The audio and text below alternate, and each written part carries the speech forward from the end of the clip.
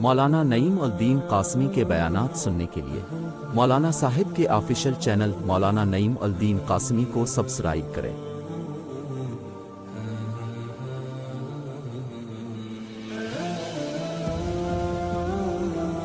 ایک بہت بڑا سوال اور اس کا جواب آپ کے سامنے آج کے جمعہ میں آ رہا ہے، اور یہ سوال ہر غیر مسلم نہیں کرتا ہے۔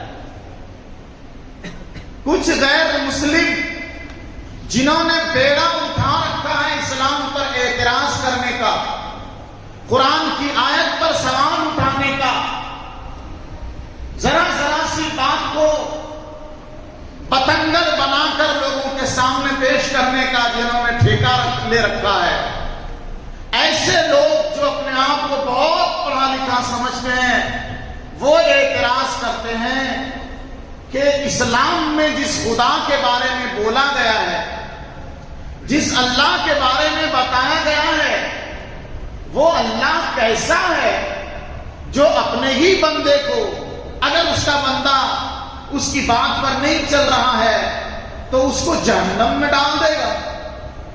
یہ تو دھمکی بھی ہے اور ظلم بھی ہے۔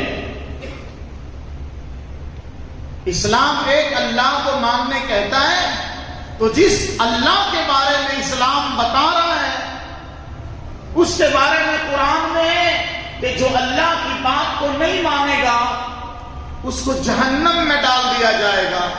تو یہ تو بے انصافی ہے کہ آگ میں اللہ اپنے ہی بندے کو ڈال دے، ظلم ہے کہ نہیں ہے؟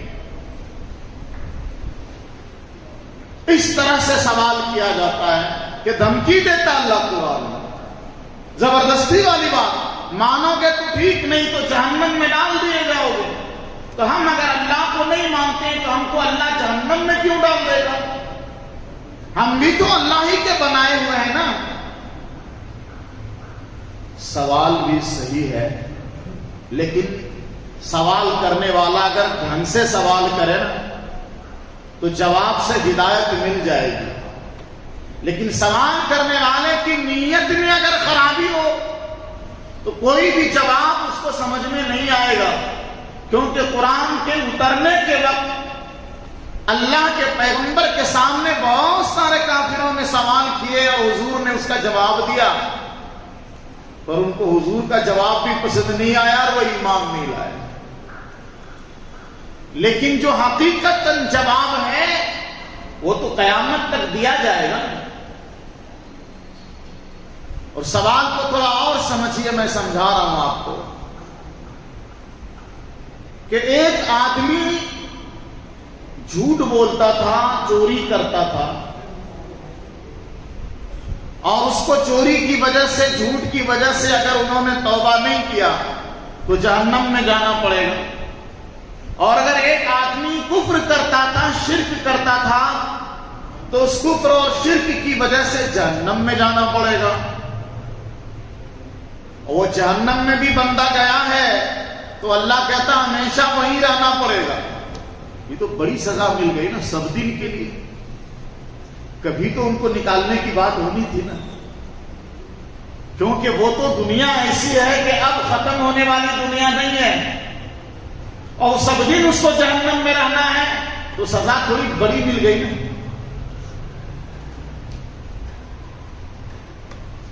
ٹھیک یہی سوال جو ہے نا حضور پاک صلی اللہ علیہ وسلم سے ایک عورت نے کیا تھا۔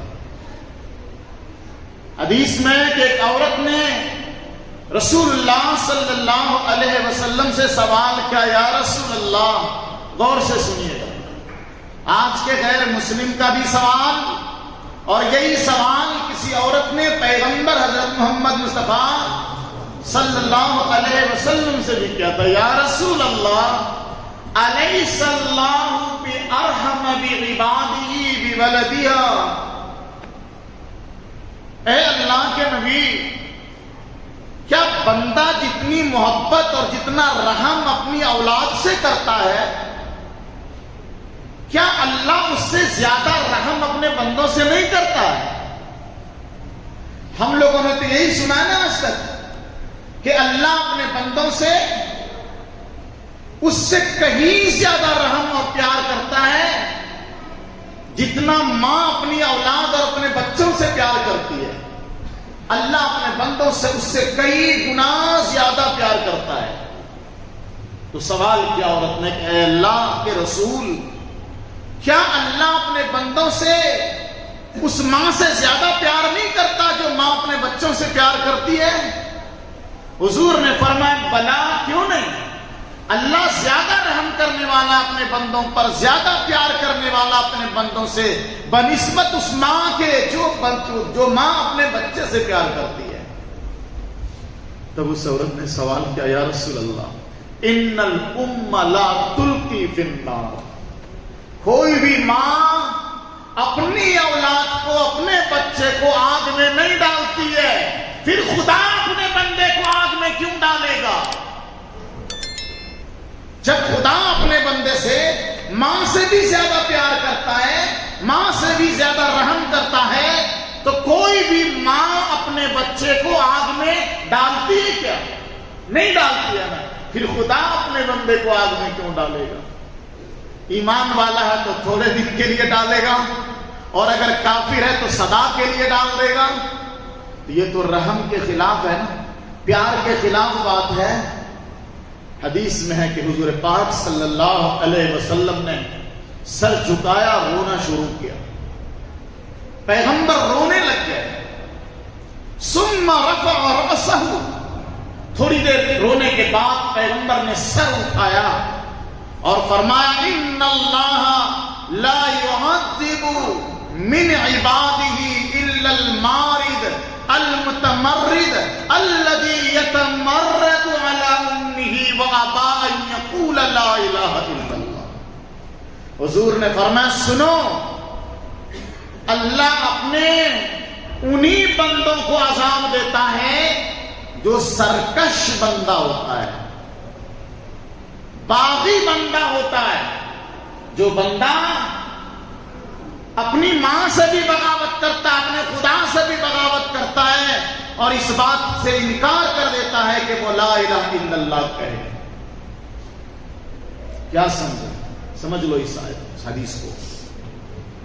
ہماری حکومت میں اور دنیا کی کسی بھی حکومت میں دنیا کا ہر آدمی جانتا ہے، حکومت میں رہنے والا آدمی جو حکومت کو مانتا بھی ہے، حکومت کو ایکسپٹ کرتا ہے، تسلیم کرتا ہے، لیکن کبھی کوئی غلطی اس سے ہو جاتی ہے، چوری کر لیا،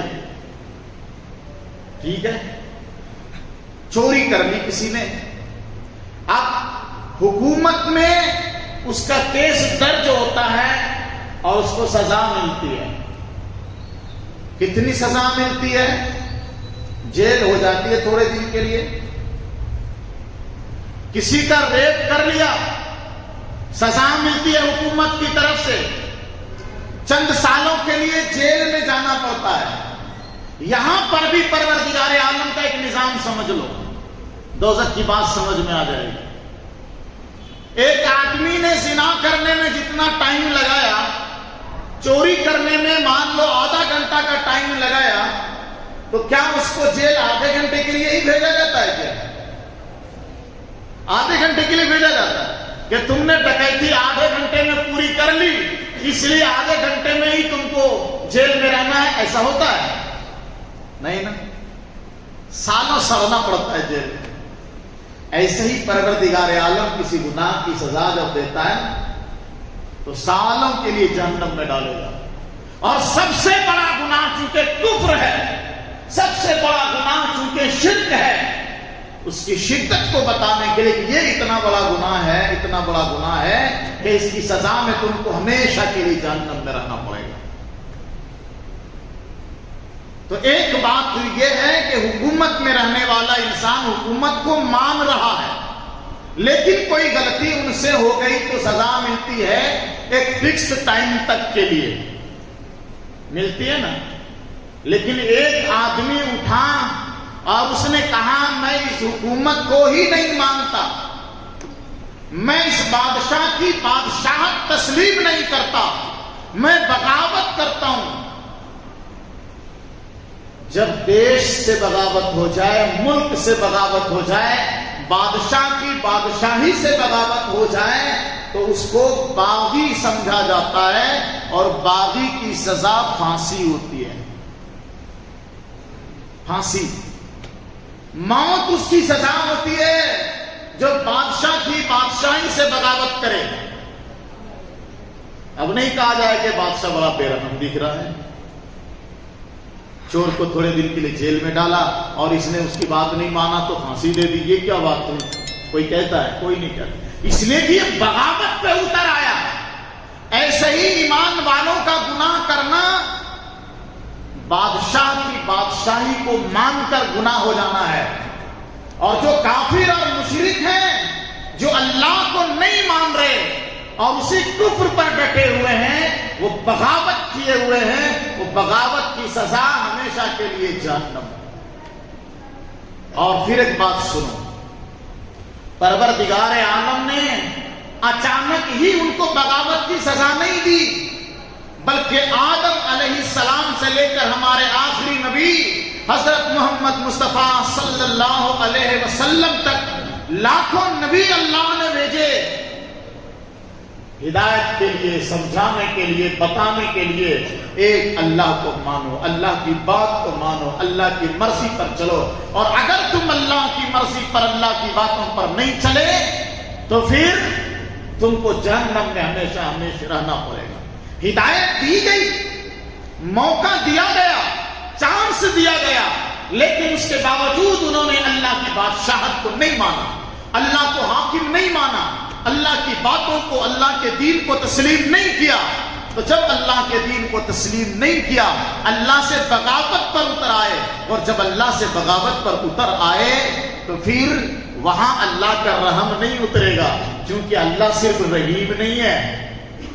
سنو ایک بات اور نقطے کی بتاتا ہوں، اللہ صرف رحیم نہیں ہے، اللہ صرف رحمان نہیں ہے، اللہ صرف کریم نہیں ہے، اللہ صرف غفار نہیں ہے، اللہ قہار بھی ہے، وہ زبردست قوت کا مالک ہے، اللہ جبار بھی ہے، اللہ مالک بھی ہے،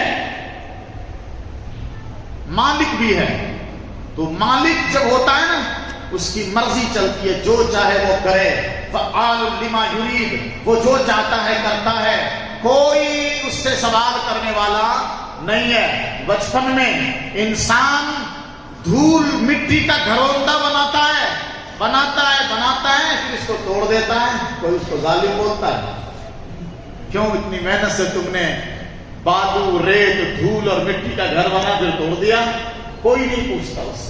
اچھا، بڑے گھروں کو بھی لوگ توڑ دیتے ہیں، ایک گھر ٹھیک نہیں لگ رہا، ضرورت پوری نہیں ہو رہی ہے، توڑ دیا، پھر اچھا بنا رہا ہے۔ پرانا گھر کیوں توڑا؟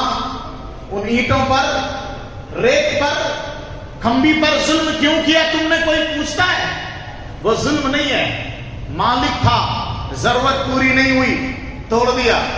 یہ فین اوپر چل رہے ہیں، خراب ہو جائے، یہ ہوا دینا بند کر دے، توڑ دیا جائے گا، کھول لیا جائے گا، نیا لگا دیا جائے گا۔ قرآن میں بھی اللہ نے کہا سن لو، اگر تم لوگوں نے ہماری بات کو نہیں مانا، اللہ کے دین کو نہیں مانا، مٹا دیے جاؤ گے، دوسری قوم کو ہم لے آئیں گے۔ ہم تو مالک ہے نا، کون پوچھنے والا؟ وہ مالک ہے، جو چاہے کرے۔ تو اللہ رحیم بھی ہے، کریم بھی ہے، غفار بھی ہے، ستار بھی ہے، مالک بھی ہے، جبار بھی ہے، قہار بھی ہے۔ ان کو غصہ بھی آتا ہے، جلال بھی آتا ہے، وہ مالک مختار ہے، وہ جو چاہے کرے۔ اس لیے یہ سوال کرنا کہ اللہ ہمیں جہنم میں کیوں ڈال دے گا، اس لیے ڈال دے گا کہ تم باغی ہو، بغاوت کر رہے ہو۔ آج بھی اگر تم اپنی بغاوت سے توبہ کر لیتے ہو، اللہ کی بادشاہی کو تسلیم کر لیتے ہو، تو اللہ کہتا ہے قُلْ لِلَّذِينَ كَفَرُوا، میرے پیغمبر ان سے کہہ دیجئے جو کفر پر ڈٹے ہوئے ہیں، ان سے کہیے اِن يَنْتَهُوا، اگر یہ باز آ جائیں، اگر یہ رک جائیں اپنے کفر سے، شرک سے، يُغْفَرْ لَهُمْ مَا قَدْ سَلَفَ، تو ان کے جو بھی گناہ ہوئے ہیں سب بخش دیے جائیں۔ اللہ ہم سبوں کے گناہ کو بخش دے، سبوں کے گناہ کو معاف فرمائے، اور دنیا کے تمام انسانوں کو اسلام کی، ایمان کی ہدایت عطا فرمائے۔ جزاک اللہ خیر۔